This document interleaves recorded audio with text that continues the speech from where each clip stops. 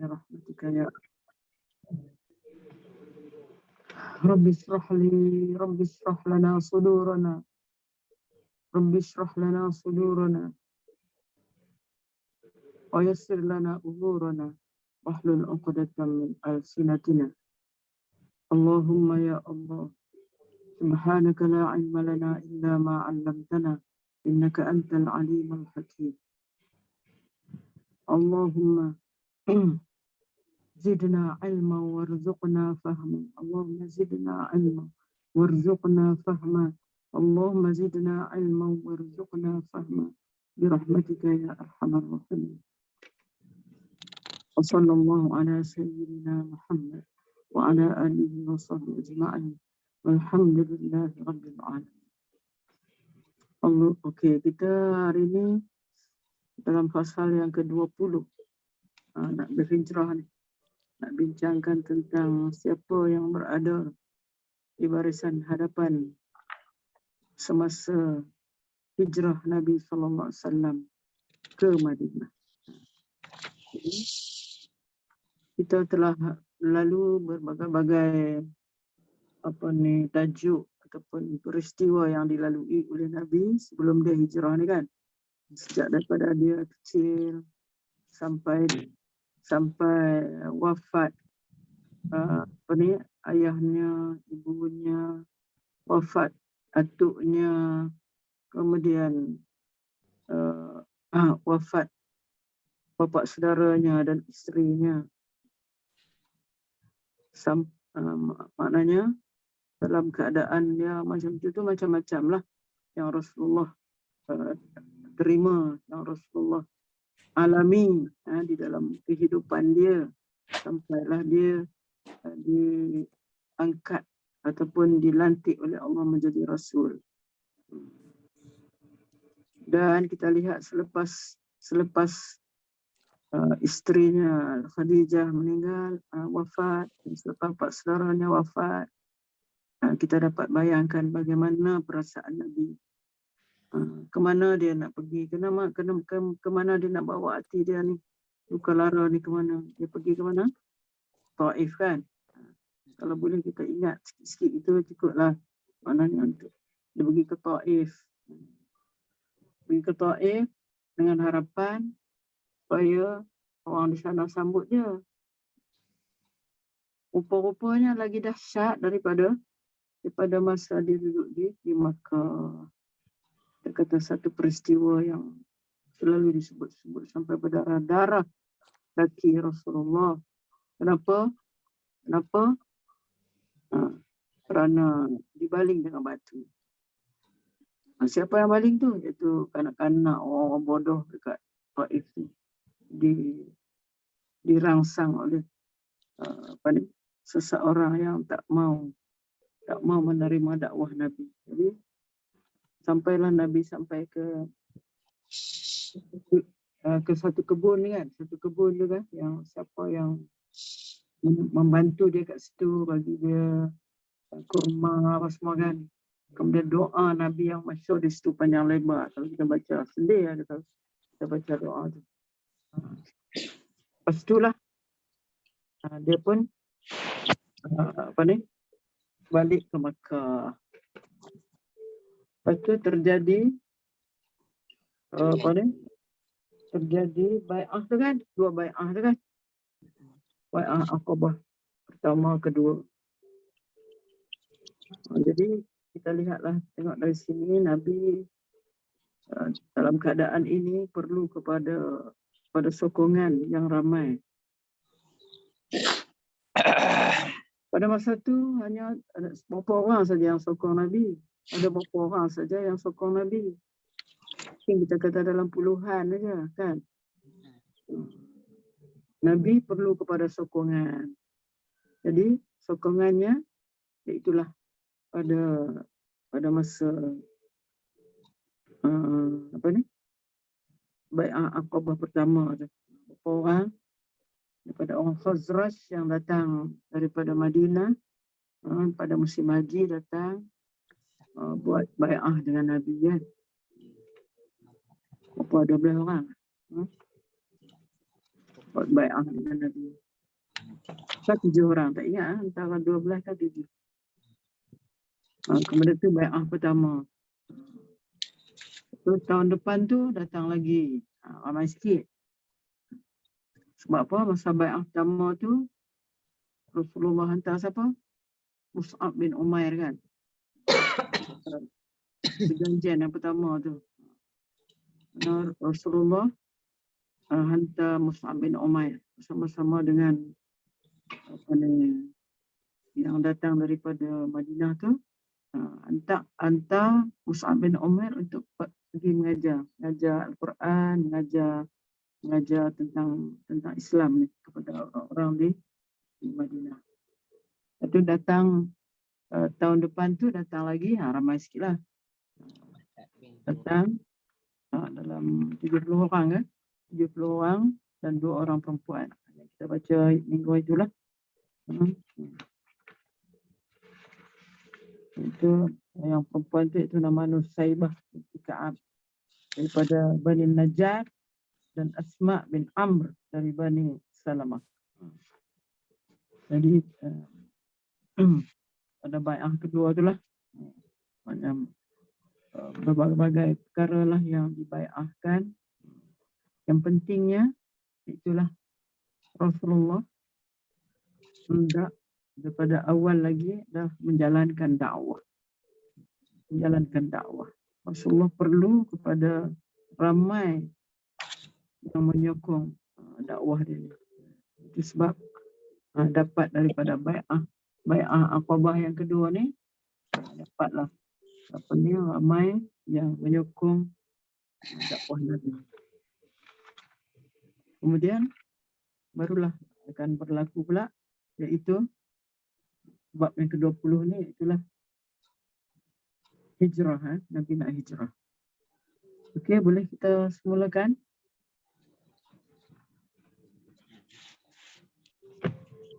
Ya, Pak Izzah. Ya, siapa? Ya, bolehlah Ustazah. Ya. Okey. A'udzubillahi minasyaitonirrajim. Bismillahirrahmanirrahim. Allahumma shalli ala Muhammad wa ala ali Muhammad. Hari ini kita masuk bab yang ke-20 yang membincangkan dengan tajuk barisan hadapan hijrah kerana Allah. Selepas menyokong perjanjian Aqabah kedua dan menubuhkan sebuah negeri kecil Islam di tengah padang pasir yang bergelumang dengan ketidakpercayaan dan kejahilan, Nabi SAW membenarkan orang-orang Islam berhijrah ke Madinah, negeri Islam yang baru muncul. Berhijrah ke Madinah bukan untuk kepentingan pribadi, tetapi untuk keselamatan diri semata-mata. Walau bagaimanapun, keselamatan mereka belum terjamin sepenuhnya kerana mereka terdedah kepada rompakan atau kematian sama ada pada awal atau akhir pergerakan mereka. Bahkan, masa depan mereka masih samar, diseliputi dengan pelbagai penderitaan dan krisis yang tidak dapat diduga. Dengan pelbagai masalah yang terlegar dalam minda, orang-orang Islam mula berhijrah, sementara orang-orang kafir mengambil peluang mengganggu dan menghalang mereka. Kerana golongan musyrikin tahu bahawa pergerakan seperti ini akan menempah pelbagai ancaman dan kebinasaan yang mungkin menimpa keseluruh masyarakat. Yang pertama, orang pertama berhijrah ialah Abu Salamah, iaitu setahun sebelum perjanjian Aqabah.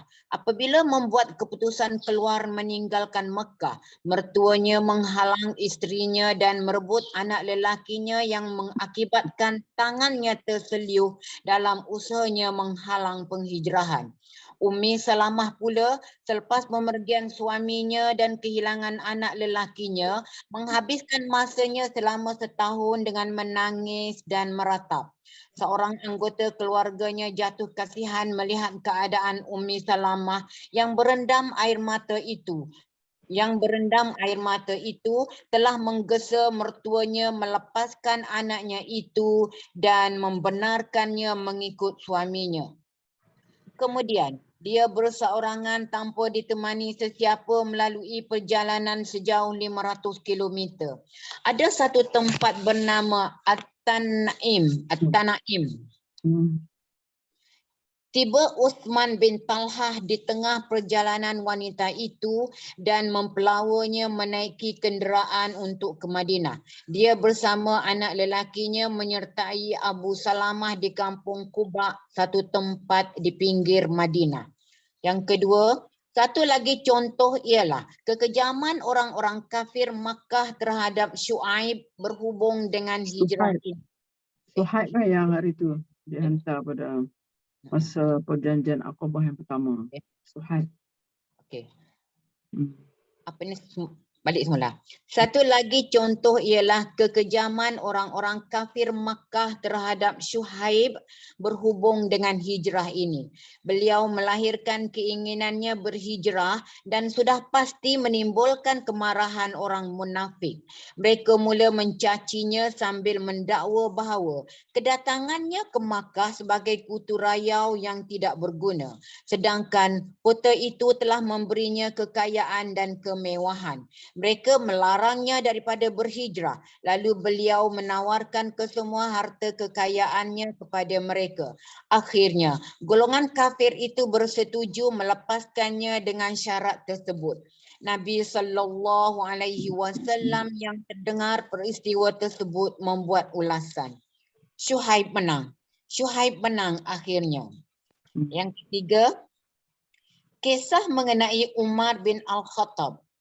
Ayaish bin Abu Rabi'ah dan Hisham bin Al-Ashi berpakat untuk bertemu di satu tempat tertentu pada satu pagi dengan tujuan berhijrah ke Madinah.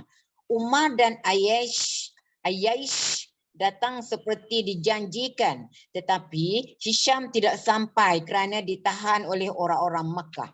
Tidak lama kemudian, Abu Jahal dan saudaranya Al-Haris tiba di Madinah kerana berjumpa saudaranya yang ketiga Ayaish.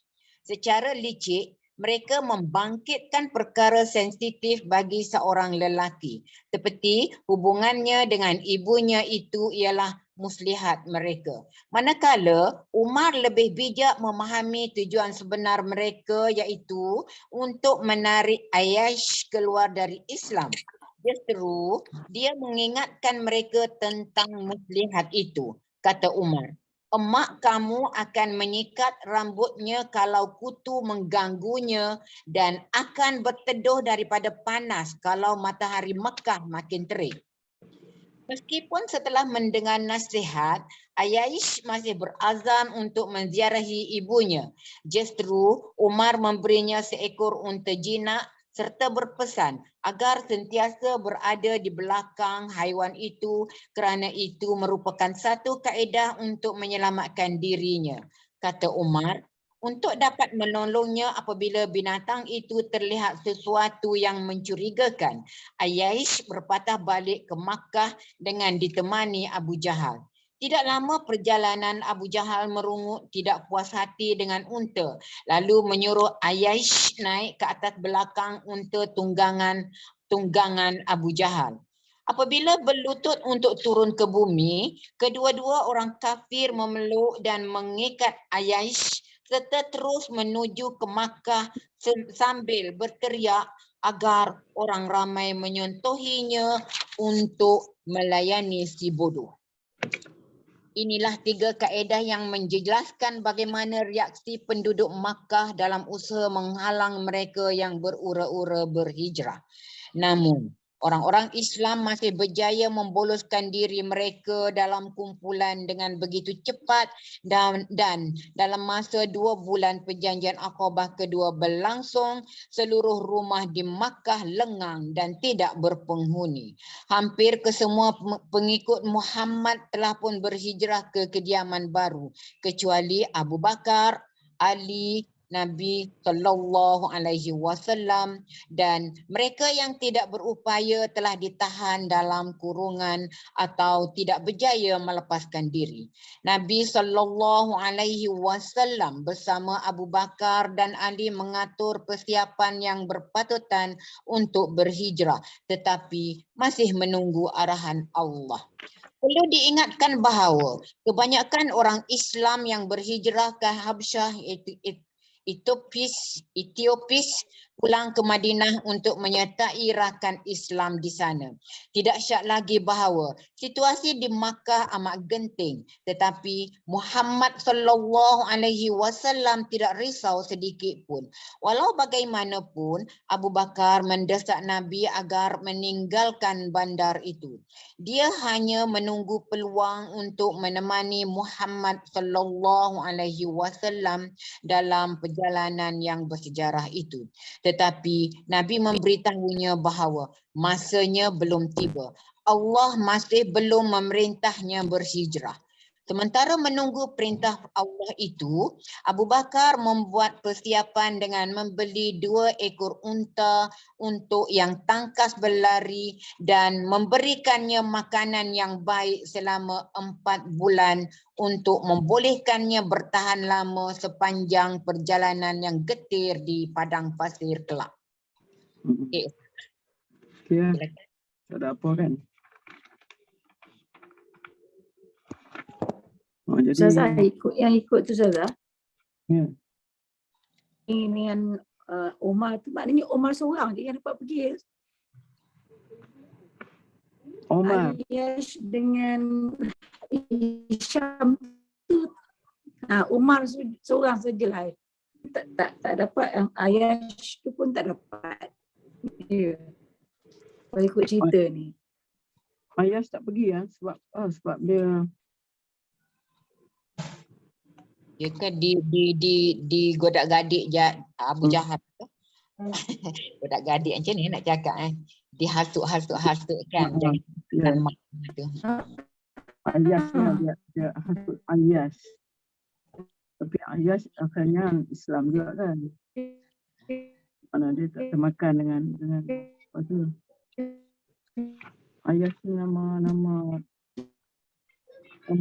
kemuka juga ni, Ayas. Jadi Ayas patah balik kan. Ayas berpatah balik ke Mekah dengan ditemani oleh Abu Jahal. Merungut tidak puas hati dengan unta lalu menyuruh Ayas naik ke atas belakang unta tunggangan Abu Jahal. Kedua-dua orang kafir memeluk dan mengikat Ayas. Ayas mengikat serta terus menuju ke Makkah sambil berteriak. Saya tak pergi lah. Okey. Okey. Yang ke-21 di Majlis An-Nadwah atau Parlimen Quraisy. Orang musyrikin amat kecewa dengan perancangan teratur serta gerakan pantas pengikut-pengikut Muhammad yang berpindah ke kediaman baru di Madinah. Mereka tersentak cemas dengan pengalaman yang belum pernah dialami serta kebimbangan bakal melanda keseluruhan hidup dan ekonomi mereka.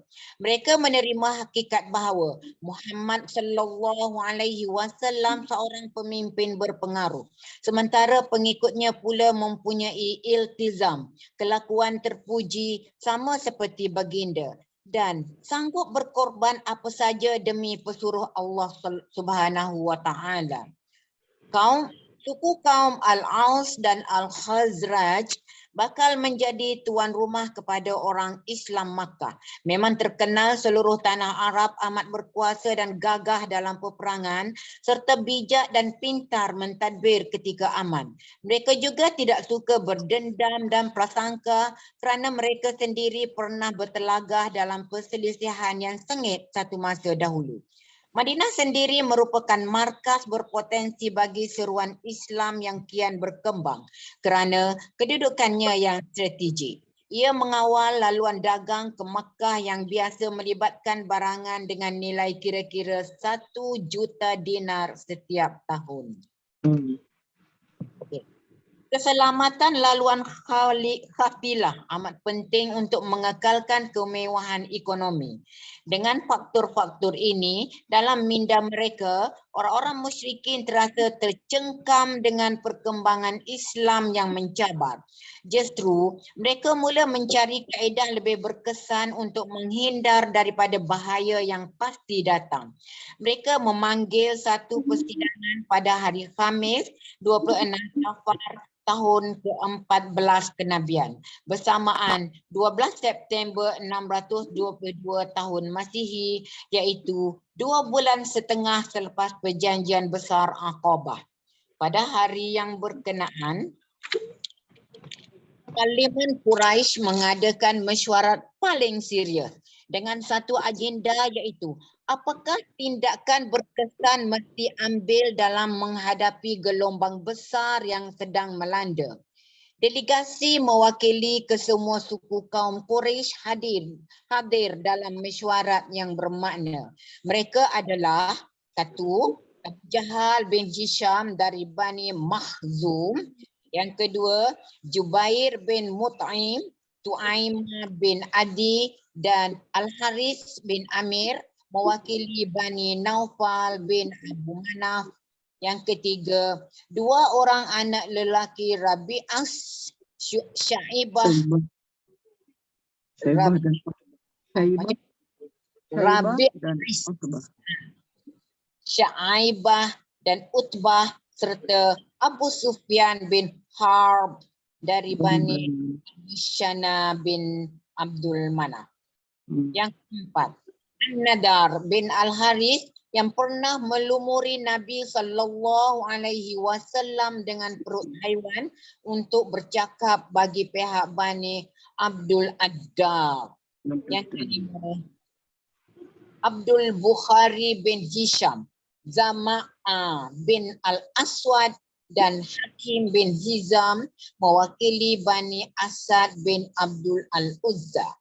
Nombor 6, anak lelaki Al-Hajjaj, Nabi bin Munbih dari Bani Sahm. Yang ketujuh, Umayyah bin Khalaf dari Bani Jumah. Dalam perjalanan mereka menuju ke rumah An-Nadwah, iblis yang menyamar sebagai orang tua terhormat berdiri di pintu, menyampuk perbualan mereka serta memperkenalkannya sebagai seorang dari Najd. Kononnya terlalu ingin untuk hadir dalam mesyuarat, mendengar perbahasan dan mengucap selamat agar mereka dapat menghasilkan pandangan berharga. Ia dibenarkan masuk. Perbahasan agak panjang dan beberapa usul dikemukakan. Antara lain menyingkir Muhammad dari Makkah. Satu cadangan dibahaskan tetapi akhirnya tidak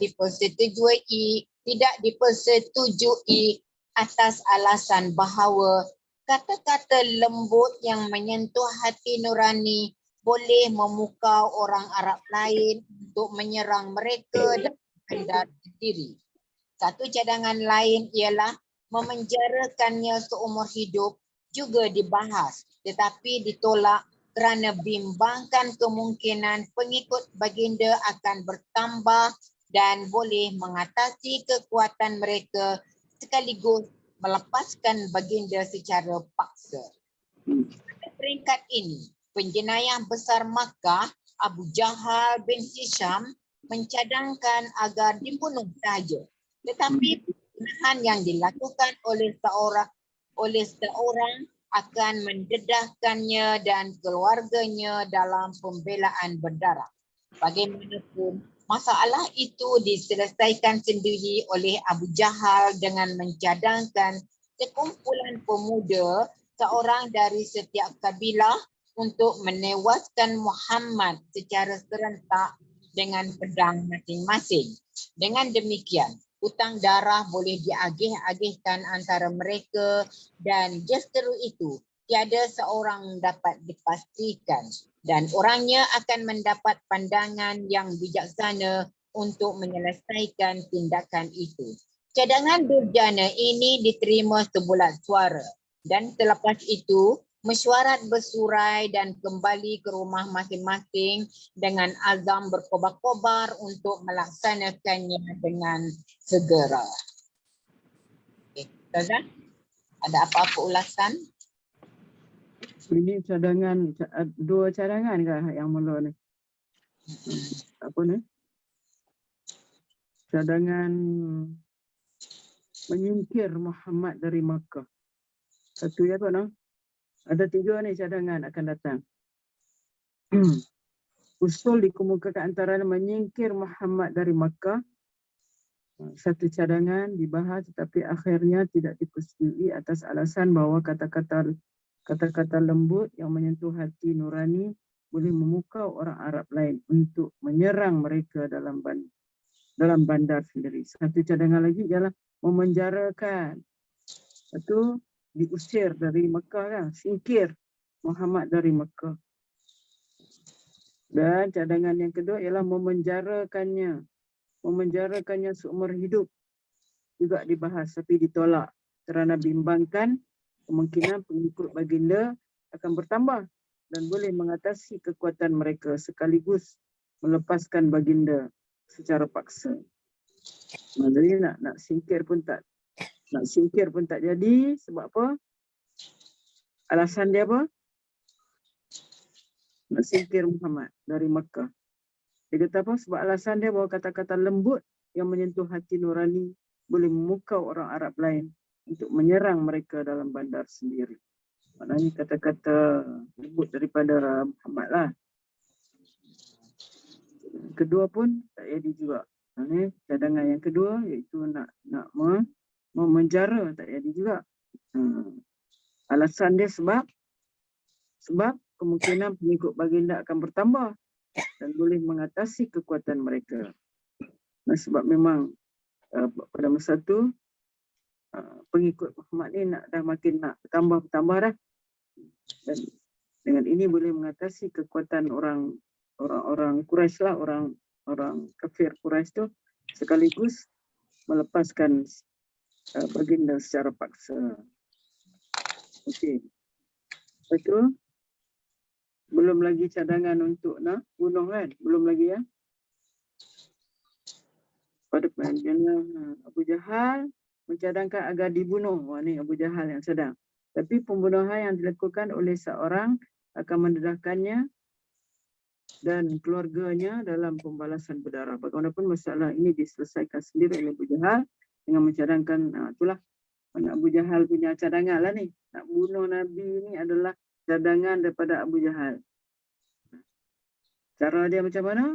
Iaitu setiap kabilah dia cadangkan ada seorang yang mewakili lah.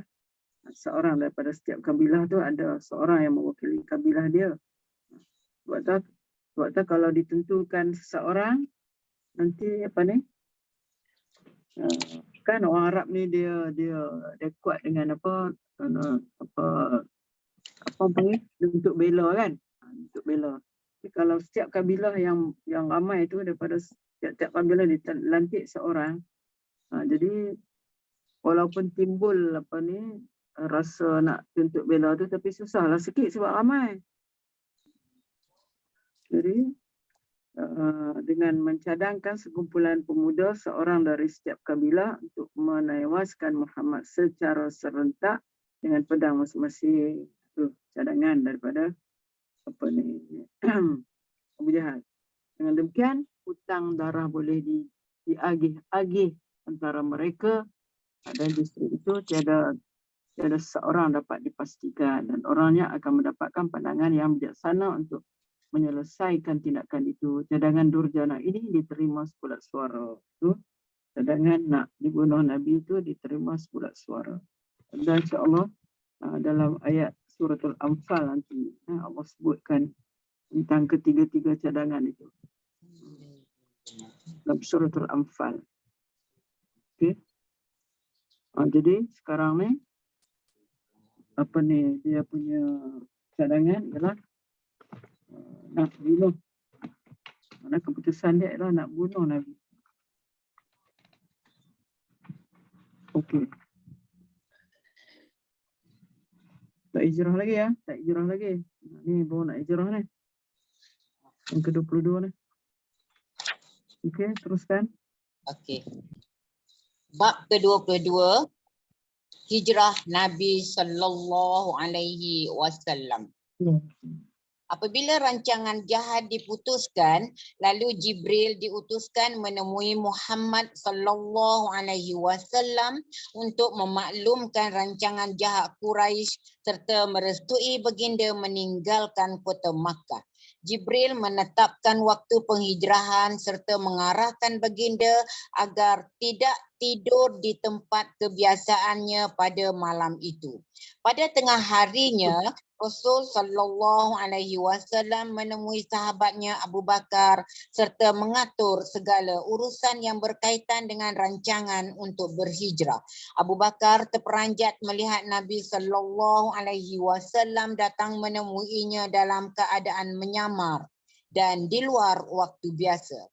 Abu Bakar segera maklumkan bahawa firman Allah telah turun dan bercadang berhijrah bersama baginda yang mana Nabi sallallahu alaihi wasallam bersetuju.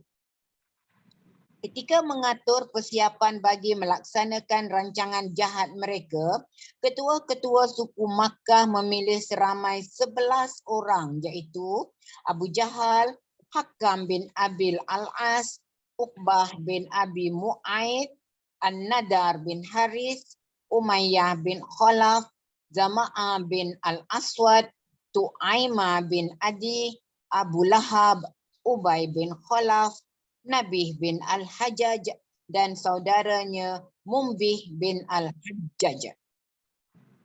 Mereka telah bersiap sedia. Apabila malam tiba, mereka mengirim beberapa orang pembunuh di sekitar rumah baginda dengan bersengkang mata berjaga sepanjang malam. Sekali-sekala mengintai-ngintai dari celah lubang pintu untuk memastikan baginda masih terbaring di tempat tidurnya serta bersiap bersedia untuk membunuhnya. Sebaik sahaja baginda keluar meninggalkan rumah pada awal pagi nanti, Abu Jahal, musuh utama Islam, berjalan mondar-mandir dengan sombong dan bongkak sambil mengejek kata-kata Muhammad kepada orang-orang di sekelilingnya. Muhammad mendakwa bahawa sekiranya kalian mengikutnya, dia akan melantik kamu menjadi pemerintah orang Arab dan bukan orang Arab, dan di akhirat kelak kamu akan dikurniakan Taman Firdaus sama seperti di Jordan. Kalau tidak, kamu akan disembelihnya dan selepas mati, kamu akan dibakar dalam api. Ada apa-apa nak ulas? Ya, tak ada apa. Tak ada apa. Dia begitu yakin tentang kejayaan rancangan jahat. Bagaimanapun Allah yang berkuasa ke atas segala makhluknya di langit dan di bumi. Melakukan sesuatu mengikut kehendaknya dan dia menghulurkan bantuan yang tiada siapa boleh mengatasinya. Dia melakukan tepat dengan apa yang difirmankannya kepada nabinya. A'udzubillahi minasyaitonirrajim. Wa idh yamkuru bikal ladzina kafaru liyusbitunaka aw yaqtuluna aw yukhrijuk wa yamkurullah wallahu khabirul makirin. Khairul makirin. Okey. Artinya, dan ingatlah apabila orang kafir merencana menentang kamu wahai Muhammad sallallahu alaihi wasallam untuk memenjara kamu atau membunuh kamu atau mengusir kamu keluar dari rumah kamu, yakni Mekah, mereka berkomplot sementara Allah juga merancang dan Allah adalah sebaik-baik perancang. Surah Al-Anfal ayat 8, surah 8 ayat 30. Okey, Ustazah nak ulas tentang ayat ni? Itulah ayat ni tadi kan, yang mereka mengambil keputusan di Darun Nadwah. Mana ni mula-mula ni rancangan mereka lah ni, rancangan mereka masa bermesyuarat di Darun Nadwah tu. Itulah, ingatlah apabila kafir merencana, ini mereka bermesyuarat nak buat macam mana ni. Dengan apa ni, dakwah Muhammad. Jadi mereka merancang di sana, inilah di antara rancangan-rancangan mereka. Yang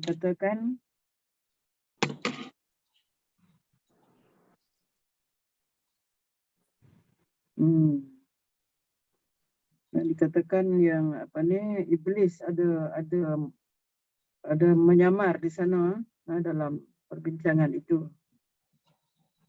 Jadi lius bituk ni ialah untuk memenjara kamu. Lius bituka untuk memenjara kamu, menetapkan kamu, mensabitkan kamu. Mana penjara kamu lah. Lius bituka. Saya lam ni huruf nasab ni kalau yang belajar bahasa Arab. Asalnya yusbituna, asalnya yaqtuluna, asalnya yukhrijuna. Tapi sebab ada lam ni huruf nasab, maka nun dibuang. Jadi tiga cadangan lah, maksudnya tiga cadangan daripada apa ni, kaum Quraisy, musyrikin.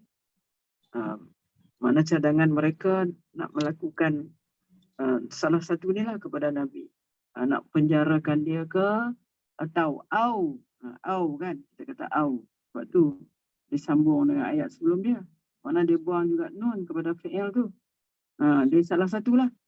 Nak penjarakan Nabi ke, nak penjarakan Muhammad ke, atau nak bunuh dia, yaqtulu, atau nak usir, nak keluarkan dia daripada Mekah, daripada rumah dia.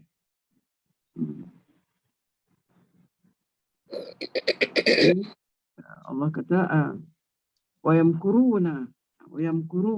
Allah kata mereka ini berkomplot, merancang. Yamkuruna, makar, mim kafro. Mereka ini merancang. Sedangkan wayamkurullah, sedangkan Allah lagi merancang. Wallahu khairul makirin. Ini banyaklah verb kat sini kan, yamkuru kat atas tu. Kenapa baca yamkuru?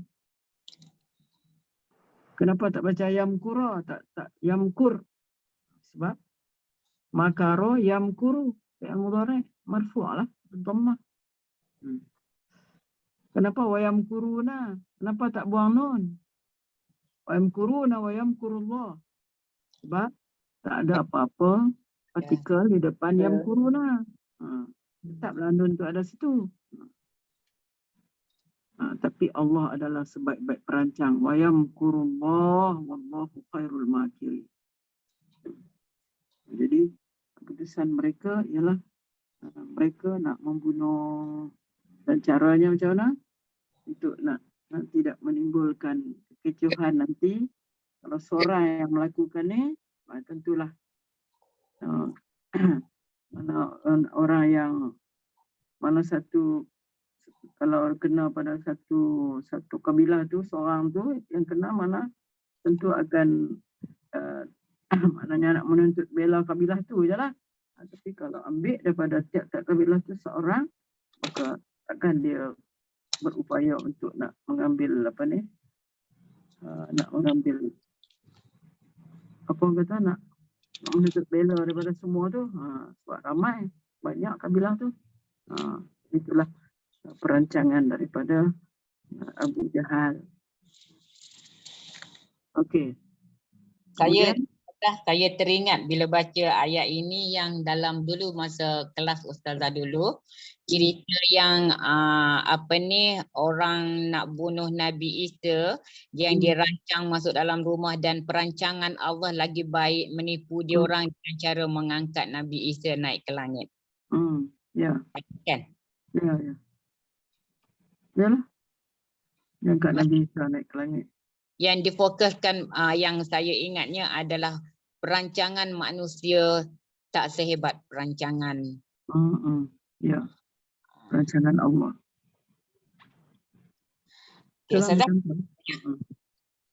Teruskan. Rancangan Quraisy gagal pada waktu paling kritis itu, sekalipun mereka mengepung rumah Nabi ketika Nabi SAW dan Ali berada di dalamnya. Nabi SAW menyuruh Ali tidur di tempat tidurnya dengan menutup tubuhnya dengan baju luar berwarna hijau sambil menjamin bahawa dia berada di bawah perlindungan Allah. Justru tidak akan berlaku sebarang bencana ke atasnya. Kemudian Nabi SAW keluar dari biliknya dan menabur segenggam habuk ke arah para pembunuh itu. Lalu melepaskan dirinya melalui mereka sambil membaca ayat suci Al-Quran. A'udzubillahi minasyaitonirrajim. وَجَعَلْنَا مِنْ بَيْنِ أَيْدِيهِمْ سَدًّا وَمِنْ خَلْفِهِمْ سَدًّا فَأَغْشَيْنَاهُمْ فَهُمْ لَا يُبْصِرُونَ. Artinya, dan kami adakan dinding di hadapan mereka dan dinding di belakang mereka dan kami tutup mata mereka sehingga tidak dapat melihat. Yasin surah 36 ayat yang ke-9. Lalu baginda menuju ke arah rumah Abu Bakar yang bersedia menemaninya dan mereka bergerak ke arah selatan, mendaki puncak gunung Jabal Tur serta mengambil keputusan berlindung ke dalam gua. Pembunuh yang membuat kepungan di rumah baginda menunggu ke saat akhir atau waktu fajar. Tiba-tiba salah seorang mereka muncul dan memberitahu bahawa Nabi SAW sudah pun keluar. Mereka menyerbu ke dalam dan terperanjat besar kerana mendapati orang yang terbaring di tempat tidur Nabi ialah Ali, bukan Muhammad SAW. Seluruh kota menjadi kelang kabut. Tarikh Nabi SAW keluar meninggalkan rumahnya ialah pada 27 Safar tahun ke-14 kerasulan iaitu 13 September 622 Masihi. Okey, Ustazah ada nak ulas? Tengoklah peta tu kan. Di mana dia? Rumah Nabi kat mana? Mana? Mana rumah Nabi? Itulah. Madinah ada. Tak pandai tengok peta ni kat mula pada mana nak tengok. Bukit Mesir, Istana Kaab. Kampungan Banu Quraiza. Ini Madinah Istana Kaab. Penempatan suku bangsa yang Mana dia? Oh ini Ustazah tapi bangsa Penempatan Yathrib. suku bangsa Yathrib pada masa penghijrahan. Pada penghijrahan. di Ini Madinah. Madinah. Madinah ni. Madinah tu lah tu, tengah-tengah tu kan dia tulis Madinah tu. Suku-suku bangsa dia. Madinah. Tu ada. Ini peta penempatan Banu Quraiza semua ada. Jadi kita tengok masa Nabi nak berhijrah tu, dia bertiga adalah dia, Abu Bakar, Ali yang pelakonnya kat situ kan. Yang lain-lain yang orang di luar tu adalah pemuda-pemuda daripada kabilah-kabilah tu yang tunggu nak pangkal leher Nabi tu. Ada tak kita tahu berapa orang dia cakap? Berapa orang? 11 orang. Kan? 11 orang. Tadi dia kata 11. Semuanya pakat angkat senjata sama-sama sekali penggal kepala Nabi. Niat mereka lah. Tapi Allah sahajalah yang membantu Nabi kita. Mana dia boleh keluar dengan mudah sambil mengambil segenggam pasir. Dia kata sini habuk kan. Segenggam pasir. Dan dibacakan tu waja'alna min baini aydihim saddan wa min khalfihim saddan faghshaynahum fahum la yubsirun. Kami adakan dinding di hadapan mereka dan di belakang mereka. Tak nampak lah. Dan kami tutup mata mereka hingga tidak dapat melihat. Itulah kita baca doa tu untuk mendinding daripada sesuatu yang Cuk, tersepit-tersepit guna. Ada yang kata nak lari pada trafik, polis trafik kena tahan. traffic apa ni, apa custom kan. Custom tak nampak tak nampak, tapi dia tak kenalkan apa-apa. Kalau kita yakin, insya-Allah. Jadi ada pengalaman. Ada pengalaman. Ada pengalaman Ustazah masa saya pergi haji. Ya. Sebab ada sahabat jiran beritahu saya suruh baca surah Ikhlas bagi Yasin kan. Tapi sungguh saya, tapi tak Allah, demi Allah lah. Itu Allah punya kerja kan. Memang langsung saya tak diperiksa. Tak periksa lah. Mungkin cara kebetulan saya orang akhir dia dah penat, dia kata okey jalanlah, dia kata. Betul. Aduh. Ya. Okey. Okey. Apabila Rasulullah mengetahui orang Quraisy akan mengerahkan seluruh tenaga untuk menjejaki satu muslihat dengan mengubah laluan biasa ke Madinah, iaitu laluan terletak di selatan Makkah yang menuju ke Yaman. Bukannya laluan biasa dari sebelah utara Makkah. Baginda berjalan sejauh 5 batu sehingga tiba ke sebuah gunung yang berbatu kasar bernama Tur. Di situ kasut baginda terkoyak dan menurut setengah riwayat, baginda berjalan terjengkit-jengkit dengan tujuan agar laluannya tidak meninggalkan sebarang kesan. Abu Bakar radhiyallahu anhu mendukung baginda mendaki gunung menuju ke sebuah gua bernama Gua Tur. Abu Bakar masuk dahulu ke dalam gua untuk memeriksa serta memastikan mereka selamat. Menutup lubang-lubang dengan cebisan kain yang dikoyak daripada pakaiannya, juga membersihkan tempat tersebut, dan barulah dia mengajak Nabi SAW masuk. Nabi SAW masuk ke dalam gua dan segera meletak kepalanya ke riba Abu Bakar lalu tertidur. Secara tiba-tiba kaki Abu Bakar disengat serangga berbisa. Sakitnya tidak terkira sehingga air matanya mengalir jatuh mengenai muka Nabi SAW. Baginda segera menyapu air ludah baginda ke kaki Abu Bakar dan bisa sengatan itu terus hilang. Mereka bersembunyi di dalam gua selama 3 malam, iaitu malam Jumaat, Sabtu dan Ahad. Anak lelaki Abu Bakar, Abdullah, mengunjungi mereka selepas senja. Bermalam di situ untuk menceritakan situasi terakhir di kota Makkah kepada mereka. Kemudian, dia akan kembali pada keesokan paginya untuk bergaul dengan orang Mekah seperti biasa tanpa menimbulkan syak di kalangan mereka.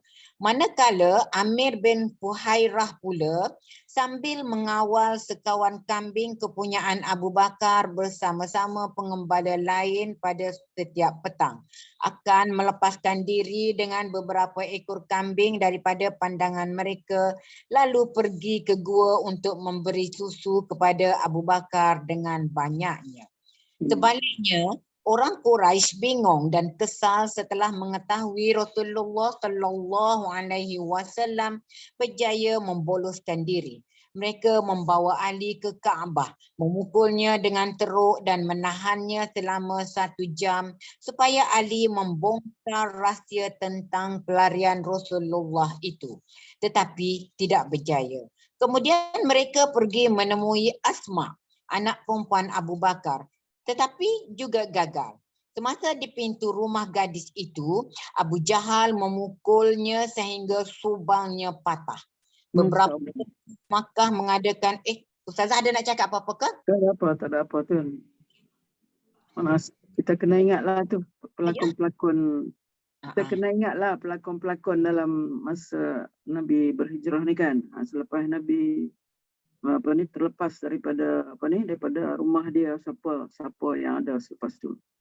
Seperti contoh macam anak Abu Bakar, Abdullah. Apa kerja dia?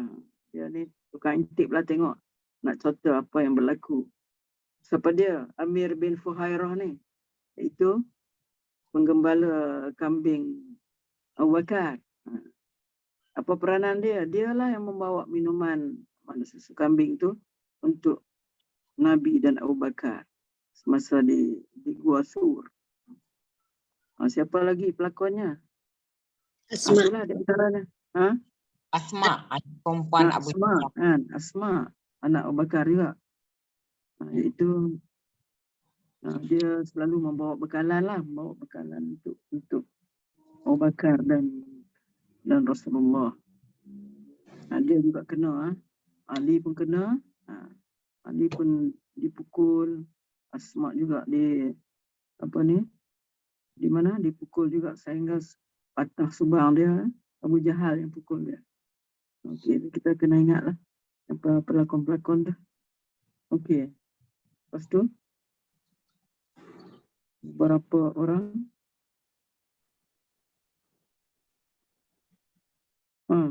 Izzah, teruskan. Beberapa orang tokoh Makkah mengadakan mesyuarat tergempar untuk mengambil tindakan selanjutnya, memeriksa seluruh kawasan yang dapat membantu menangkap Rasulullah dan Abu Bakar. Mereka memutuskan untuk menyekat semua laluan keluar dari Mekah dan membuat kawalan ketat dilengkapi dengan senjata di semua pintu keluar yang berpotensi. Hadiah 100 ekor unta ditetapkan ke atas setiap kepala. Pasukan berkuda, tentera berjalan kaki dan pengesan jejak kaki diarah menjelajah negeri.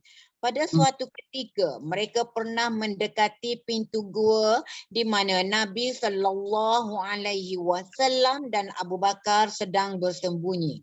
Apabila lihat musuh tidak berapa jauh daripada mereka, Abu Bakar berbisik kepada Nabi SAW. Akan jadi kalau mereka melihat dari celah-celah gua dan ternampak kita. Nabi SAW yang mendapat ilham Allah dengan tenang menjawab, "Diamlah wahai Abu Bakar. Apa kamu fikir kita berdua saja ke? Sedangkan yang ketiga ialah Allah. Sebenarnya itulah kuasa Allah, padahal pemburu-pemburu Quraisy itu hanya berada beberapa tapak dari gua itu. Selama 3 hari Nabi Muhammad SAW dan Abu Bakar tinggal dalam gua telah menambah kemarahan orang Quraisy dan meneruskan pemburuan mereka. Abu Bakar telah mengupah Abdullah bin Uraikid yang belum memeluk Islam sebagai pemandu mereka.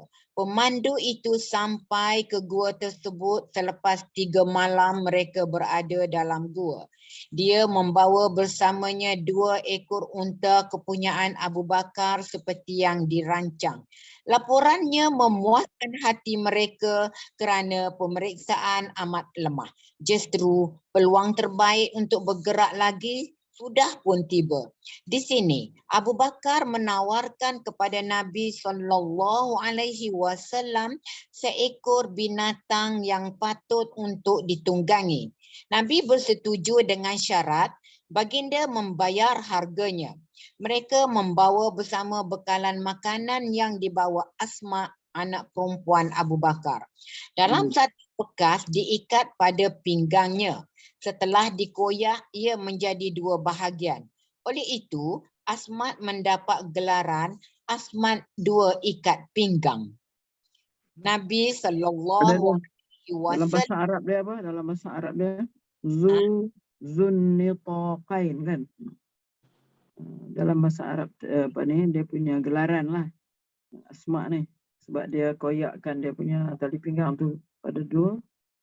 Zu-an-nitaqaini. Oh, Macam mana ejaan dia Ustazah? Zal waw, Salwaw. alif lam nun, Alif lam nun. ta alif, Qaf. Qaf ya nun. Qaf ya nun. Ada sana nitlaqun satu tali pinggang, nitlaqain dua lah. Dua tali pinggang. Itu gelaran kepada asma. Niqai. Zu an-nitlaqain. Niqai. Dalam satu bekas diikat pada pinggangnya. Setelah dikoyak, ia menjadi dua bahagian. Satu Asma, Abu Bakar, Asma, mendapat gelaran Asma, dua ikat pinggang. Asma zu an-niqai. Okey. Teruskan. Okey. Nabi sallallahu alaihi wasallam, Abu Bakar dan Amir bin Fuhairan berangkat dan diketuai oleh pemandu mereka Abdullah bin Uraikid tanpa meninggalkan sebarang kesan di sepanjang jalan pantai. Dengan keberangkatan itu bermulanya tahun pertama hijrah dalam bulan Rabiul Awal bersamaan bulan September 622 tahun Masihi. Kafilah kecil itu bergerak melalui kampung-kampung di sepanjang laluan mengarah ke Kuba. Perjalanan ini menyingkap pelbagai peristiwa menarik. 1. Pada suatu hari, mereka tidak menemui tempat perlindungan daripada panas terik.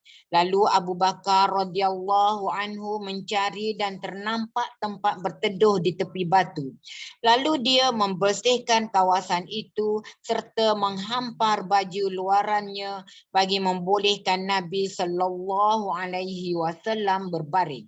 Sementara dia pergi mencari makanan. Di situ, dia menemui seorang pengembala budak lelaki Badui yang sedang duduk berteduh.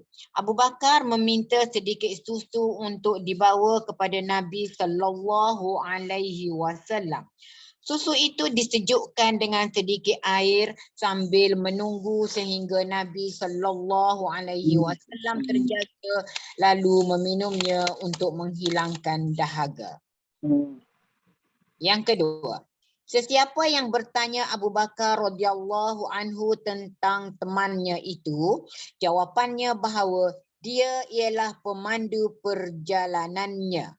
Orang yang bertanya itu faham bahawa Muhammad sallallahu alaihi wasallam ialah seorang pemandu perjalanan. Tetapi maksud Abu Bakar pembimbing ke jalan benar. Tak fahamlah kan?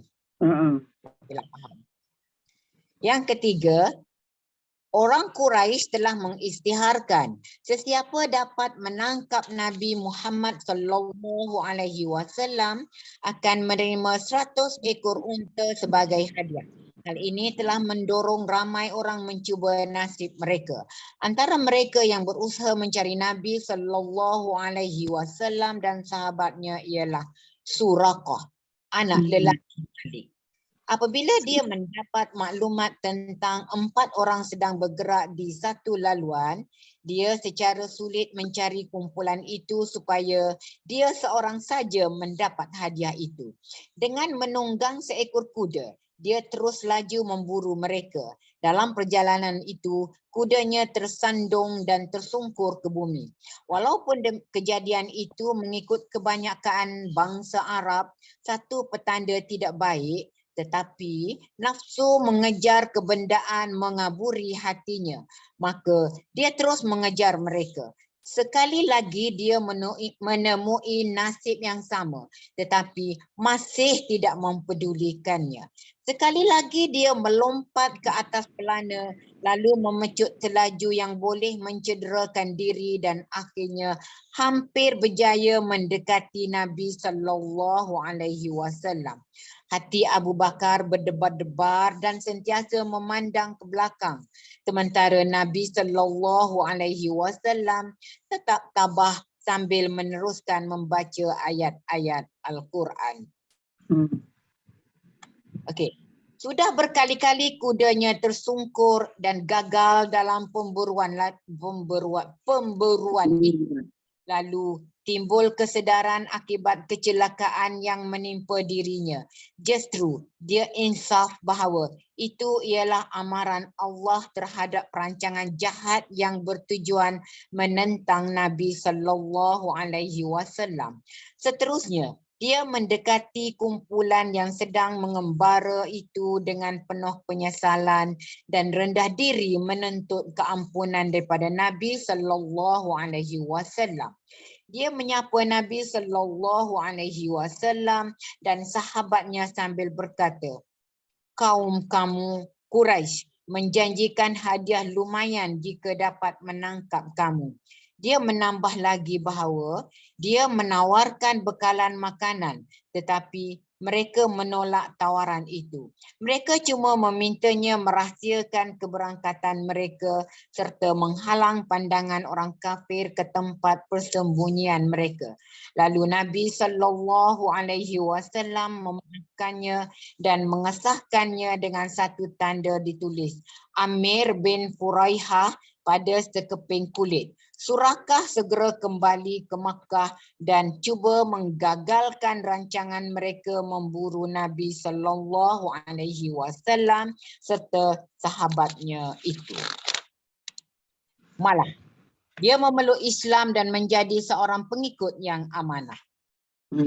Satu riwayat Abu Bakar radhiyallahu anhu berkata, kami berhijrah ketika orang Mekah memburu kami.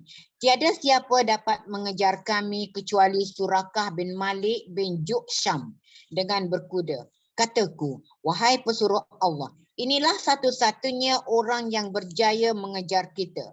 Nabi sallallahu alaihi wasallam menjawab, jangan putus asa. Sesungguhnya Allah bersama kita. Ustazah ada nak cerita pasal Surakah? Surakah ni ke yang akhir mendapat apa? Gelang apa? Yang dijanjikan oleh Rasulullah. Gelang daripada maharaja apa yang mereka dapat dalam peperangan dengan Raja Isra. Isra. Kan? Gelang tu mana Rasulullah sebut pada masa tu betul memang betul mukjizat Rasulullah kan, mana selepas mereka menang dalam peperangan dengan Maharaja Iran tu, mereka dapat barang-barang tu, rupanya ada barang-barang tu, mana dua gelang emas ke perak, yang Rasulullah kata aku akan hadiahkan kepada kamu. Itu dapat. Kalau tak salah ya dengan Surakah lah kan. Ya Surakah. Dan Surakah yang perbuatan Surakah itu pun diambil daripada nama Surakah juga. Sebab dia nak 100 ekor unta tu dia je yang dapat kan. Oh, nafsu Surakah tu. Yes, Perkataan nafsu Surakah daripada situ. Surakah. Ustazah, rasanya dia dapat ni Ustazah, dia dapat Rasulullah meletakkan mahkota Kisra tu atas kepala dia dan memakai gelang sekali. Dan yang ditulis nama tu satu hari nanti bila dia pergi ke Madinah berjumpa dengan Nabi, dia tunjuk pada Rasulullah. Bila orang halang dia tak boleh jumpa Nabi, dia kata dia tunjuk pada Nabi. Ini bukti dia pernah jumpa dengan Rasulullah kan. Masya Allah kan, Masya Allah. Itulah. Jadi masa tu kita kena ingatlah ya, nama-nama tu Uhairah adalah hamba kepada Abu Bakar yang menjaga kambing-kambing Abu Bakar. Surakah ni satu lagi Abdullah bin Uraiqid. Siapa Abdullah bin Uraiqid? Tadi siapa Abdullah bin Uraiqid? Dia punya pembimbing jalan ya. Tunjuk jalan. Padahal masa tu dia belum Islam ya kan? tapi boleh dipercayai. Itulah juga Suraqah nih. Suraqah yang apa nih, dia dengar bila dijanjikan siapa yang dapat Rasulullah sama ada apa nih, bagaimanapun boleh tangkap Rasulullah, maka dia akan dapat dia 100 ekor unta. Itulah dia nafsu serakah dia. Nafsu serakah dia nak seorang dia yang dapat. Jadi apa yang berlaku, mana unta dia tenggelam dalam pasir. Berapa kali cuba nak ni tak boleh. Akhirnya dia insaf. Itulah dia pun masuk Islam. 3 kali cubaan dia nak ni. Ya. Sekali jauh lagi lah daripada jarak dengan Rasulullah, dan yang ketiga kali bila dah hampir dengan Rasulullah, sekali lagi unta dia terjelus, dan waktu tu dia merayu dengan Rasulullah supaya bantu dia, dan dijanjilah nak baik, nak jadi orang baik. Ya. Itulah yang Rasulullah bagi yang kulit kayu bertulis nama tu, yang dia bawa Nabi di Mekah, di Madinah. Tulis nama tu kan. Nama Amir. Ustaz punya hamba tu. Okey. Teruskan. Kita kalau boleh nak habiskan tajuk ni. Nombor. Mereka meneruskan perjalanan hingga tiba ke sebuah kemah terpencil milik seorang wanita bernama Ummi Ma'bad Al-Khuzayyah. Al-Khuzayyah. Al-Khuzayyah. Al-Khuzayyah. Al-Khuzayyah. Dia seorang wanita yang berkhemah dan sering duduk di muka pintu khemahnya dengan sekeping tikar terhampar menanti kalau-kalau ada pengembara melalui tempat itu. Nabi SAW dan sahabat-sahabatnya dalam kepenatan dan dahaga serta ingin memulihkan tenaga dengan mendapat makanan dan sedikit susu. Wanita itu memberitahu mereka bahawa sekawan kambingnya berada di padang ragut, sementara seekor lagi yang berada tidak jauh daripada mereka kekeringan susu kerana tiada hujan sepanjang tahun. Dengan izin wanita itu, Nabi SAW menyentuh tetek haiwan sambil berdoa kepada Allah. Tiba-tiba terpancut susu dengan banyaknya daripada tetek kambing itu. Hal ini mengembirakan mereka semua. Lantas Nabi SAW memberi susu kepada wanita itu dan dia berkongsi selebihnya dengan anggota rombongan. Sebelum meneruskan perjalanan, baginda memerah lagi susu kambing serta mengisinya ke dalam sebuah bekas lalu menyerahkannya kepada Ummi Ma'bad. Selepas itu, suami wanita itu pulang dengan membawa sekawan kambing yang kurus kering tanpa susu dalam tubuh mereka. Dia kagum melihat susu dalam rumahnya. Isterinya memaklumkan bahawa berkat seorang lelaki yang melintas lalu di laluan rumah mereka, dan seterusnya dengan terperinci dia menggambar wajah orang itu serta cara pertuturannya.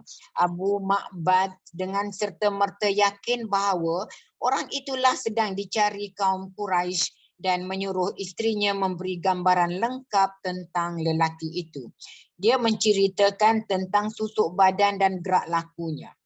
Selepas mendengar keterangan isterinya, lalu Abu Ma'bad dengan ikhlas melahirkan keinginannya untuk menemani Nabi SAW ke mana-mana sahaja dan mengulangi penghayatannya kepada bait-bait syair yang bergema di seluruh kota Mekah. Ya, apa dia? Baik tu syair tu. Bait-bait syair, ungkapan syair tu. Ungkapan syair. Okey. Dan mengulanginya penghayatannya kepada bait-bait syair, rangkap syair tu. Rangkap. Yang bergema di seluruh kota Mekah yang dikatakan suara jin yang menusuk ke telinga mereka.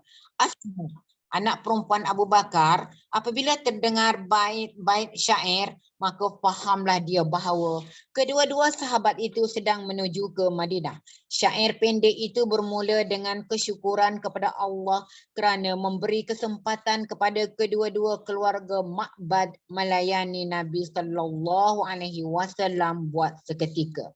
Ia membawa satu cerita bagaimana kebahagiaan bertapak di dalam hati sesiapa yang menjadi sahabat Nabi sallallahu alaihi wasallam. Manakala penutup syairnya itu mengajak seluruh umat manusia datang dan melihat sendiri Umi Ma'bad, kambingnya dan bekas tempat menyimpan susu bagi membuktikan kebenaran Nabi sallallahu alaihi wasallam. Okey. Okey, teruskan. Dalam perjalanan ke Madinah, Nabi sallallahu alaihi wasallam bertemu Abu Buraidah, salah seorang yang tertarik dengan tawaran hadiah Quraisy. Tidak lama selepas bersemuka dan bercakap dengan Nabi sallallahu alaihi wasallam, dia memeluk Islam bersama 70 orang pengikutnya. Dia menanggalkan serbannya lalu mengikat sekeliling tombaknya dan membawanya sebagai panji-panji bagi membuktikan bahawa malaikat keselamatan dan perdamaian telah datang untuk memberi berkat ke seluruh dunia dengan adil lagi saksama. Nombor 6. Dua orang perantau itu meneruskan perjalanan mereka. Pada ketika ini mereka bertemu Az-Zubair, ketua kafilah yang baru pulang dari Syam. Dalam pertemuan yang begitu mesra itu, Az-Zubair menghadiahkan 2 pasang pakaian kepada mereka lalu berterima kasih dengan sumbangan itu. Pada hari Isnin 8 Rabiul Awal tahun ke-14 kerasulan bersamaan 23 September 622, tibalah pesuruh Allah ke Kuba. Baik sahaja berita ketibaan Muhammad tersebar luas. Orang ramai berduyun-duyun datang ke Madinah. Mereka datang pada setiap pagi menunggu dengan gairah untuk menatap wajah baginda dan bahang kepanasan matahari yang terik membuatkan mereka pulang. Pada suatu hari, mereka datang seperti biasa dan selepas menunggu begitu lama, mereka pun beredar ke bandar. Tiba-tiba seorang Yahudi ternampak 3 orang pengembara berpakaian serba putih berputar-putar menuju ke Madinah. Maka Yahudi itu melaung dari atas sebuah bukit. Hai orang Arab, nenek anda sudah tiba. Dialah yang anda sekalian tertunggu-tunggu telah pun sampai. Orang Islam segera menghunus senjata mereka untuk melindunginya. Berita gembira itu segera tersebar ke seluruh kota dan orang ramai mara ke hadapan bagi menyambut tetamu kehormat mereka. Ustazah ada nak cakap apa-apa? Tak ada. Tak ada. Nak dengar ketibaan Nabi ni. Ibnu Al-Qayyim berkata, laungan Allahu Akbar, Allah Maha Besar bergema kerana sambutan Banu Amir bin Aus. Kegembiraan Muhammad sallallahu alaihi wasallam kian bertambah, tetapi mengarahkan agar memberhentikan laungan itu kerana bukan waktunya serta terkeluar daripada batas kesopanan. Suasana hening menyelubungi, maka turunlah wahyu. A'udzubillahi minasyaitonirrajim. Fa innallaha huwa maulahu wa Jibril wa salihul mu'minin wal malaikatu ba'da dzalika zahir. Artinya, maka sesungguhnya Allah adalah pelindungnya dan begitu pula Jibril dan orang-orang mukmin yang baik, dan selain daripada itu malaikat-malaikat adalah penolongnya pula. Suratul Tahrim ayat 4. Ustazah ada apa-apa? Tak ada. Tak ada. Teruskan. Urwah bin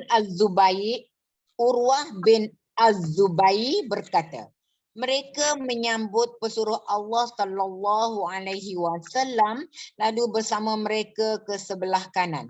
Di situ Banu Amir bin Awaf melayan mereka itu pada hari Isnin Rabiul Awal.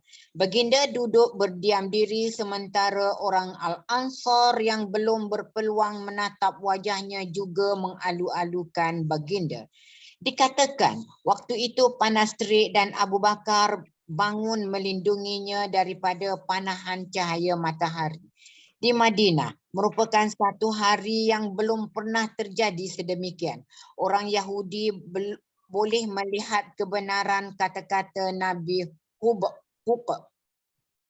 Tuhan telah datang dari Al-Taiman, At-Taiman. Sementara yang Kudus datang dari Gunung Paran. Muhammad sallallahu alaihi wasallam tinggal di Kuba bersama Kulthum bin Al-Hadami, seorang ketua suku kaum Amir bin Aus yang baik hati. Baginda tinggal di sini selama 4 hari, iaitu hari Isnin, Selasa, Rabu dan Khamis. Ketika ini, dana Masjid Kuba diasaskan atas dasar kesolehan semata-mata. Ali yang masih di Makkah merasa bimbang kerana menyimpan dana itu bagi pihak Nabi sallallahu alaihi wasallam. Selama 3 hari lalu dia memulangkannya kepada tuan empunyanya. Selepas itu, dia memulakan perjalanan hijrah untuk menyertai Nabi di Kuba. Pada pagi Jumaat, Nabi sallallahu alaihi wasallam memanggil Bani An-Najjar, bapa saudara sebelah ibu, dan Abu Bakar untuk menemaninya ke Madinah. Dia menunggang kuda menuju ke markas baru di tengah-tengah keriuhan orang Madinah yang berbaris di sepanjang laluan dengan penuh mesra menyambut kedatangannya. Dia singgah di lembah Banu Salim dan di situ baginda menunaikan solat Jumaat bersama 100 orang lain. Sementara itu, suku kaum dan keluarga Madinah mendapat nama baru Yathrib sebagai ungkapan singkat kota pesuruh Allah Madinah.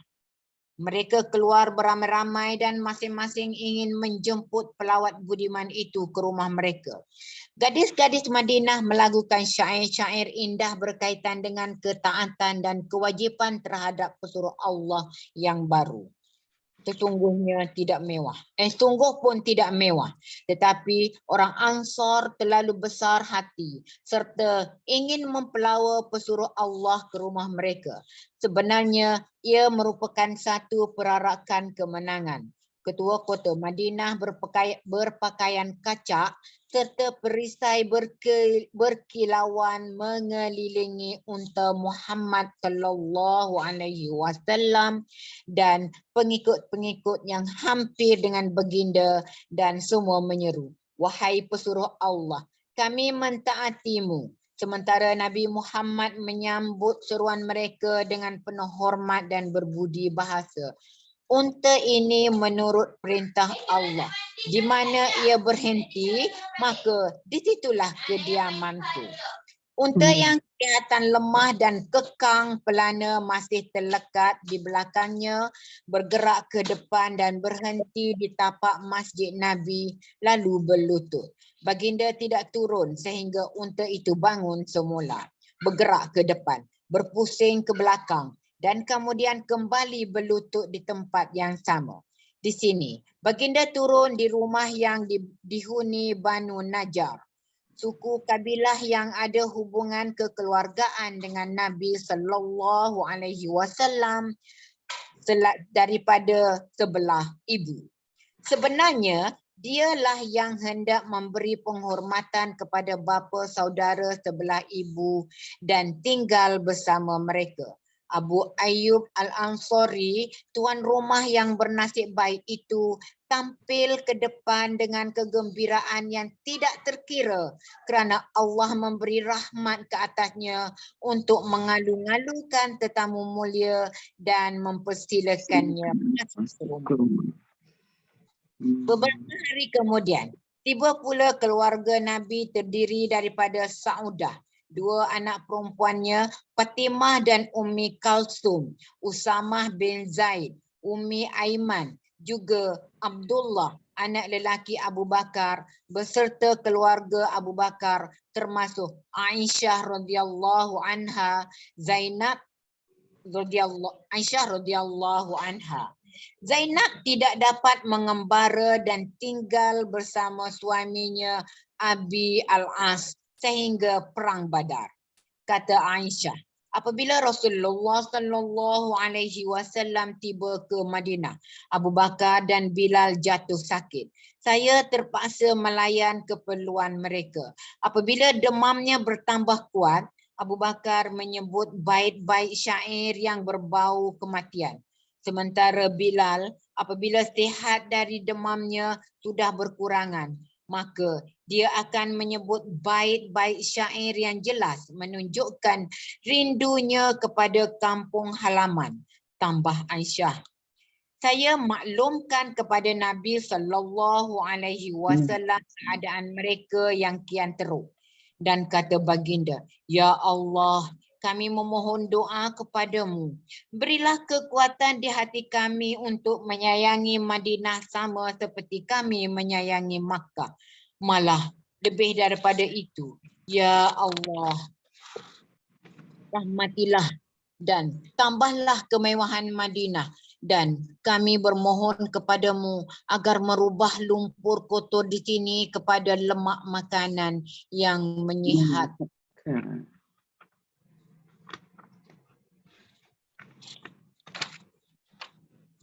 Sampailah Nabi kan sampai betul lagi Nabi kat Madinah. Tak ada trotoar lagi kan? Tak ada trotoar lagi, orang sambut dia dengan nasyid-nasyid tu tak ada lagi. Nasyid belum lagi Ustazah. Belum lagi kan? Belum. Salah Al-Qaidrun tu. Salah Badrun, tak dengar ayat tu. Salaan tak ada lagi. Oh sampai dekat Quba lah. Belum bina masjid Quba lagi kan? Belum lagi. Belum lagi. Rupanya Abu Ayyub Al-Ansari ni adalah ni sebelah mak dia lah, sebelah ibu dia. Saudara lah ya. Bapak saudara sebelah ibu. Abu Ayyub Al-Ansari.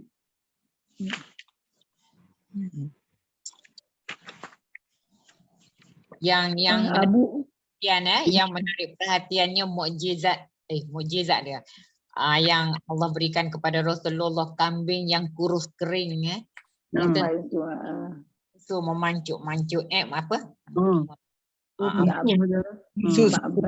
Susu dia. Tumbuh susu dia Ma'bad. Abu Ma'bad. Dan dia akhirnya mengangkat panji-panji menyeru orang-orang supaya ikut Rasulullah. Abu Ma'bad ni. Ya, Abu Ma'bad. Selepas dia pulang ke rumah, dia tengok ada susu, dia terpanjat, dia minta isteri dia cerita lakaran Rasulullah dan dia yakin itulah Rasulullah, itu yang dia kejar mencari Rasulullah. Dan bila berjumpa Rasulullah, dia pun sama-sama mengibar panji-panji daripada cebisan kain. Dia ingkat kat tombaknya, dia berjalan pusing-pusing menyeru orang.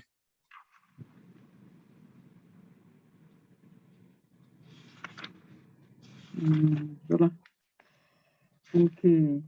Tapi seolah-olah diatur perjalanan Nabi bila sampai ke Madinah. Dalam perjalanan ke Madinah tu dia berjumpa dengan Badui tu, dia jumpa dengan Abu Ma'bad, dia berjumpa dengan apa yang seorang lagi kafilah daripada Syam kan. Abu Buraidah. Jadi macam memudahkan lagi lah perjalanan dia dan dakwah. Dia tarikh sebenarnya hijrah tu yang 8 Rabiul Awal tu dalam Isnin tu. Nak pakai tarikh ada hari Isnin 8. Rasulullah ke Kuba. 8 Rabiul Tak Awal sampai tak sampai Madinah lagi masa tu. Tarikh apa nak? Allah ke Kuba. Maksudnya belum Itu ke Kuba. 4 hari selepas tu baru dia bertolak ke Madinah. Saya faham lah daripada yang baca-baca tadi.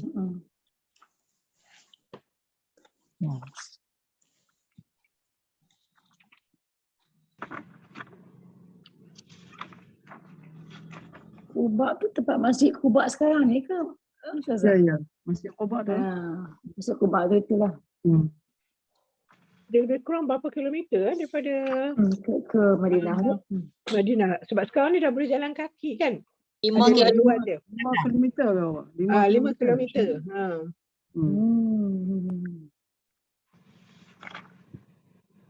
Kalau tak kan, takkanlah Rasulullah boleh buat solat wuduk di Madinah, pergi ke Solat di ya. Kalau Duduk di sedikit kentuk Datuk, Uduk kat rumah ni. Dia kan dia suruh uduk, siap-siap uduk masa solat dia sana ya. Mengikut sunnah kan? Kita pergi sana naik bas. Rasanya sekarang ni baru dia tunjuk laluan dia dalam internet kan. Laluan dia menyusuri kedai-kedai tu rasanya 1.5 km saja kot. Oh, dia dekat. Kalau Dia baru tunjuk untuk yang jemaah haji yang baru-baru ni. Kalau jalan Shortcut kaki, shortcut. Tapi jalan di Jalan ikut kedai-kedai. Cantik pula tu, dia orang dah cantik kan. Jalan kaki jalan shortcut, tapi kalau jalan kaki tak boleh sebab masa saya pergi baru ni, kami tiap-tiap hari solat duha di Masjid Kuba. Ada apa saya tak ingat siapa yang beritahu tu, ibarat kita buat umrah satu kali kalau sunat di Masjid Kuba. Kita dapat semayang di Masjid Quba ya. Kita akan pergi Masjid Kuba naik bas, tapi naik bas jalan kaki tak boleh. Dia baru buka lah masa, sebab saya tengok ada seorang jemaah haji tu, dia rakamkan perjalanan dia daripada Madinah, daripada Nabawi tu ke Masjid Kuba. Cantik sangat. Cantik dia punya perjalanan tu kan. Dia dah buat untuk berjalan kaki. Dia dah siapkan kedai-kedai. Kedai-kedai boleh duduk-duduk minum-minum. Tak rasa penat lah. Tak terasa lah, tak rasa. Sambil shopping. Sambil shopping. Lalu kat kedai-kedai. Balik boleh lah. Kalau macam tu habis waktu duha lah. Tengah jalan. Aduh. InsyaAllah. Tapi Ustazah, orang sini dia panggil Umi, Abu, Umi, nama sendiri tak ada Ustazah. Semua panggil Umi Ma'bad, Abu Ma'bad. Nah tu jadi maknanya anak dia nama Ma'bad lah. Anak dia kan. Cerita anak dia ya sekarang. Dia kata kalau sekiranya orang Arab ni, kalau macam As-Siddiq tu, Siddiq tu gelaran. Laqab, dia panggil laqab. Kalau ada Abu ataupun Ummu, dia panggil kunyah. Jadi kunyah tu kalau kita ada makna lain, kita kata gelaran juga. Tapi kalau orang Arab yang ada Abu ataupun Ummu, dia panggil kunyah. Kunyah. Macam Abu Hurairah. Kunyah lah tu. Abu Ma'bad, Abu Salamah kan. Contoh ni nanti dia Abu Salamah. Sebab dia ambil daripada ni lah, nama anak tu. Abu Ma'bad, Ummu Ma'bad. Tadi ada cerita apa? Tentang Ummu Salamah apa tadi? Kerana orang yang pertama, Abu Salamah tu, orang pertama hijrah tadi ada. Pagi tadi ke? Yang dia cerita apa ni, Abu Salamah tu nak hijrah. Habis tu cerita lama ni siapa ni ingat sikit lah. Abu Salamah ni daripada kabilah lain. Kabilah apa nama tu? Kabilah Asad ke apa ke? Nama dia. Itu apa ni, Ummu Salamah ni daripada kabilah lain. Kemudian dia ada anak. Bila nak apa ni? Bila nak hijrah, Abu Salamah nak pergilah hijrah. Jadi kompok dia ni duk tarik lah. Mana tarik Ummu Salamah tu kepada kabilah dia kan. Dengan dan anak dia pula dia bagi kepada kabilah yang Abu Salamah tu. Jadi masa Abu Salamah tu dia hijrah seorang-seorang dia tinggal Ummu Salamah dengan anak dia. So Ummu Salamah tadi dia kata menangis sampai hari-hari. Kan ada tu. Pisah lah. Terpisah dengan suami dan anak lah. Pisah suami dengan anak-anak. Ya. Tapi baca satu contoh tu dia dalam bahasa Arab tu dia buat macam contoh ni lah, contoh macam Majnun Laila lah antara Abu Salamah dah. Laila Majnun. Laila Majnun. Ayat-ayat yang sedap lah dalam bahasa Arab ni kan. Masya Allah. Rindunya Berpisah lah kan. Abu Salamah berpisah. Sampai lelah ada seorang yang kesian tengok Ummu Salamah duduk menangis aja kan. Dia lah yang tolong bawa jumpakan Ummu Salamah dengan Abu Salamah. Dan akhirnya anak dia pun samalah boleh jumpa balik. Untuk sedikit dia contoh tadi tu. Yang bercerai tu siapa Ustazah? Yang bercerai dengan suami, lepas tu dia Abu Bakar minang, Osman minang tapi dia tak nak. Rupanya dia dapat yang lebih baik Rasulullah minang dia. Ini ke? Ummu Salamah. Itu Ummu. Ummu Salamah. Bukan yang ni. Yang ini itu. Dah suami. Yang tu pun dah suami. Ummu Salamah lah. Ummu Salamah yang ni. Yang kata dah tua tu. Yang ni lagi saya. Tua dah. Tua. Sebab yang dah tua bagi giliran pada tu. Meninggal dalam peperangan Badar ke apa? Yang ni kan? Yang ni ya. Ummu Salamah. Ummu Salamah ni mati suami. Suami dia lepas dia pergi tu dia syahid. Lepas tu Abu Bakar mula pinang, dia tolak. Osman pinang, dia tolak. Rupanya Rasulullah pinang baru dia ni. Dapat yang lebih baik lah. Ada kan doa dia yang masyhur kan? Rasulullah kat ajak doa kat dia. Bila meninggal dengan suami dia, Allah ajurni apa? Allah ma'ajurni musibati wa khlufli khairan minha. Ini yang dia dapat lebih baik kan? Lebih baik kan? Masya Allah ya. Rasulullah lah. Dapat yang lebih baik.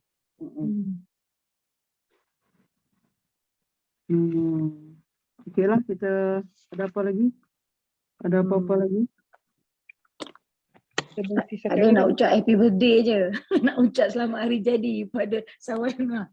Pada Mbah Sharifah Nuri. Sharifah Nuri. Sharifah Nuri hari ni. Masya Allah, Masya Allah. Yang ke berapa? Umur Nabi wafat. Umur Nabi wafat? 36 baru. 36. Salah sejarah, salah. Dia balik muda 36. Alijah malah meninggalkan. Sembang-sembang lah dengan suami dia. Yalah, macam mana solat Ustazah? Sekarang umur, masa dia mati tu umur dia 68 tahun 5 bulan. 8 tahun 5 bulan. Itulah. Yang dalam terakhir tu memang tahun 54, betul ya? 68. Dia meninggal di rumah ya Ustazah? Dia di rumah selepas dia balik daripada isu KM kan. Dia so balik dah. Tapi dengan pakai tu lah, pakai pernafasan kan. Oksigen lah. Selama 8 hari lah. 8 hari dia pakai tu. Tapi nampak macam makin turun kan dia punya. Mas dia orang tak ada khabar berita dia masuk HUKM pun tak ada Ada lah juga sikit. Dia masuk HPM ada, tak pernah beritahu kan? Ada. Cuma dia keluar kita tak tahu kan. Dia keluar tak tahu. Dia balik 8 hari dah keluar tu. 8 hari dah.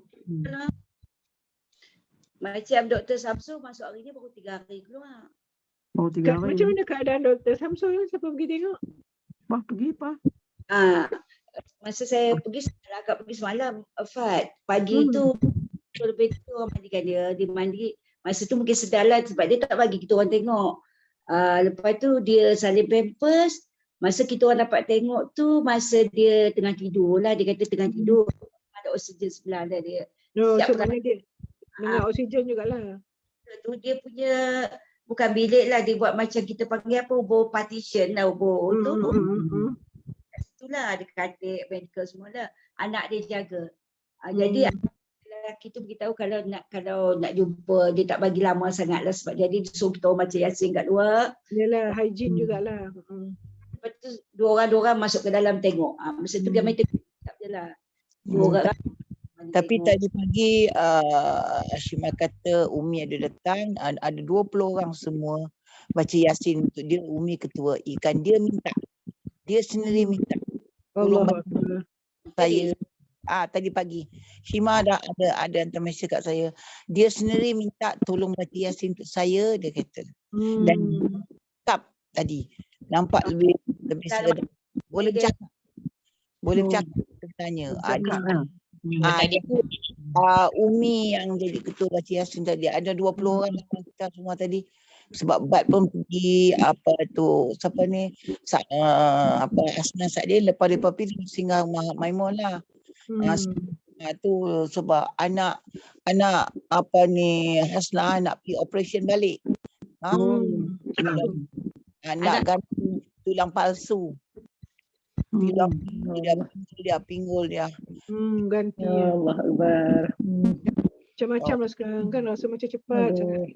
Semalam kat rumah 4 orang aja. Saya, Ibu Jah, Kak Rawiza dengan Sania yang datang, yang Shima solat tawai tu kan.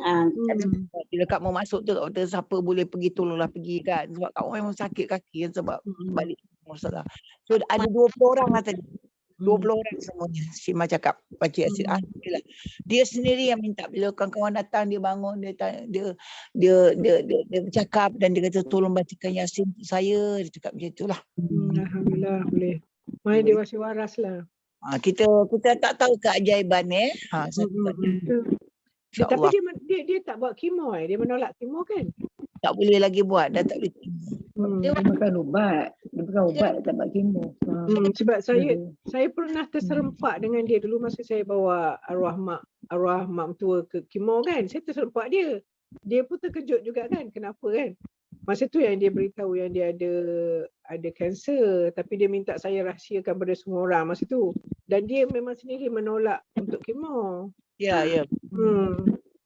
Tapi betul lah kalau kemo nak rasa nampak jadi lemah sangat lah, kesian. Yalah, benda sel lah. Betul. Dan kita pun tak boleh melawat kalau dia kemo sebab dia punya immune dia very low. Macam Alijah dah buat 8 kali circle, kata anak dia 8 kali. 8 kali ya Allah Akbar. Dia bertahan. Mam tu saya arwahnya 38 kali. Buat lagi dia tak sanggup. Survival betul, lama betul. Itulah.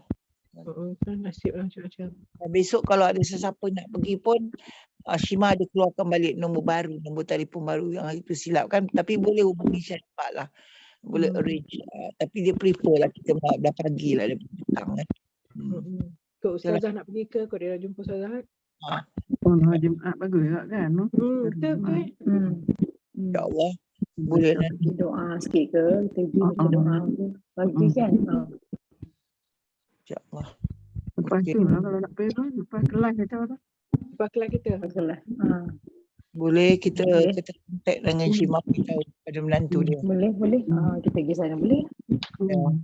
Berapa banyak. InsyaAllah. Ya, okey. InsyaAllah. Doa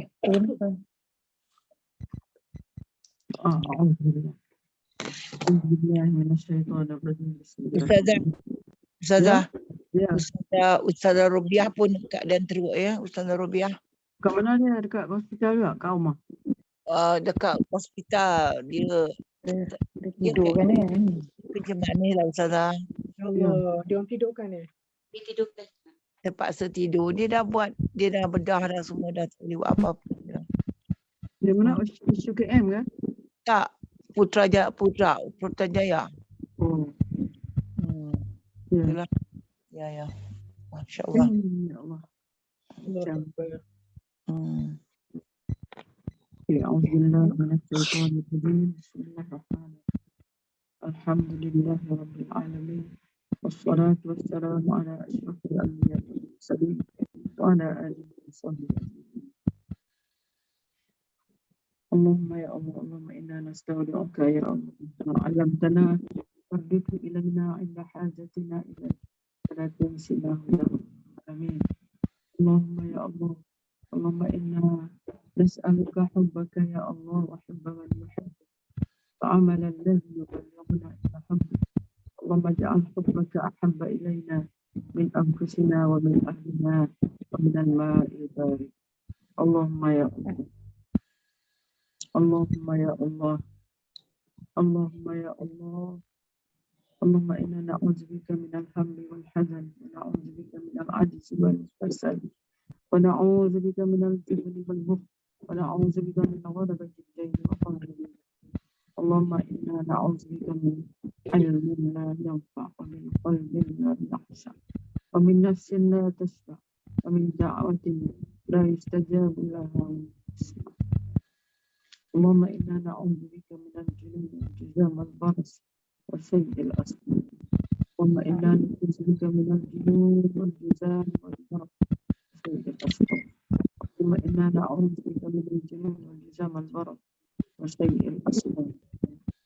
Allahumma inna na'udzubika minal junun wal juzam wal baras wa sayyi'il asqam. Allahumma khallisna minal waba'. Allahumma khallisna minal waba'. Allahumma khallisna minal waba'. Wa sallallahu ala sayyidina Muhammad wa ala alihi wa sahbihi ajma'in. Walhamdulillahi rabbil alamin. Taqabbalallahu minkum. Minna wa Amin. minkum ya karim. Ya Karim.